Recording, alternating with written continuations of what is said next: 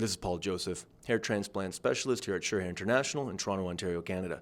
I'd like to present a case today of a gentleman who we took 3,500 grafts and transplanted to the frontal 1/3. This is only his 6-month final result, which means he has expected to have approximately 50% further growth and thickening after this video.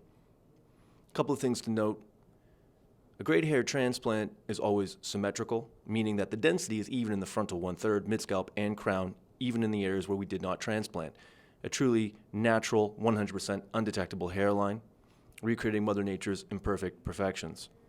This is an overhead shot of the patient, and you can see here, even at 6 months, the growth is fantastic. Yeah, Dr. Gupta would always come in and check to see if I was okay. You know, always checking the pain threshold. Mm-hmm. He mentioned to me, if you start to feel any pain at all, make sure that you let me know. And I was actually comfortable with the whole procedure.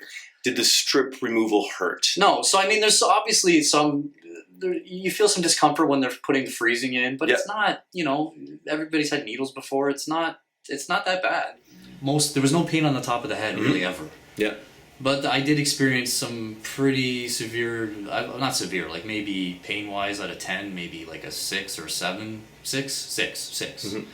Only because you have to sleep on the back of your head where the incision is, right? So you're uncomfortable, but they provide you with, pain medication. They provide you with a program that actually works. If you take the pain medication, you follow the protocol, it's uncomfortable. It's more than manageable. It's uncomfortable. I would say only the first night was where I actually had disrupted sleep. Yep. Second night, almost no disrupted sleep. By the third day, it was like, it was just minor discomfort. So that in retrospect, it wasn't that big of a deal. Okay, so honesty moment. We're not going to cut this. Whatever you want to tell these guys, before, after. These are guys sitting at home on YouTube watching this video, and you're talking to them. Imagine you're having a beer, guy to guy, mano a mano. What would you say? I would say if you're thinking of doing it, do it. If I was to encapsulate it into one phrase, to expand on that, I went through all the same thought processes you guys are probably going through right now. There's a cost, you have to go through the surgery, it's like a 12-hour procedure.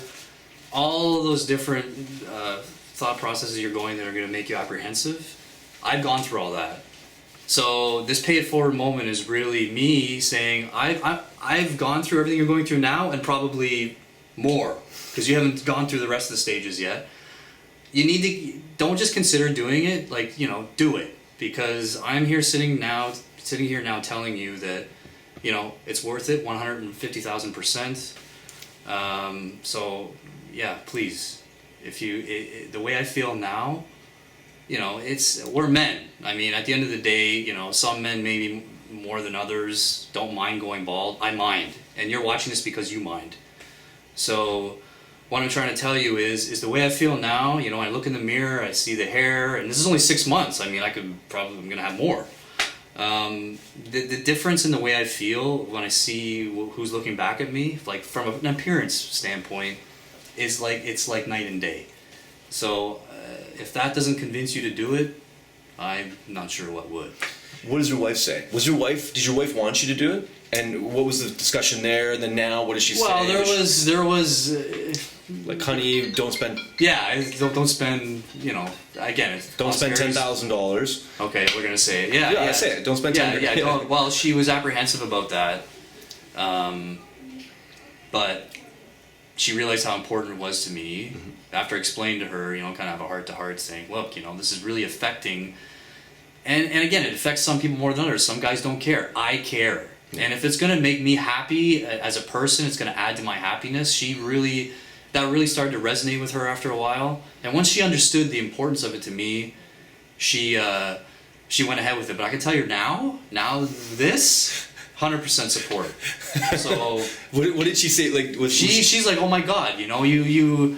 And, obviously there's exaggeration. She's like, oh my God, you look like you're 25 again. Yeah. Right? Now, she didn't know me when I was 25, but she's seen pictures. I was one of those guys that would spend, so much time in the mirror, with the blow dryer, trying to comb it, convincing myself if I do it a little bit this way. Spending so much time in the morning trying to... Now, I get up, I wash, do a little bit of this, you know, and then it dries, and I just don't do anything to it. There's like nothing in it. It's so even the maintenance is like there's no maintenance anymore. At one point in my life, I had a lot of weight on me. I lost the weight, I got into shape. It's the same idea as that, and I'll tell you, that transformed me as well. You feel better, you look better. Yeah. Same thing with up here. It's like exercising your head, Yeah. right?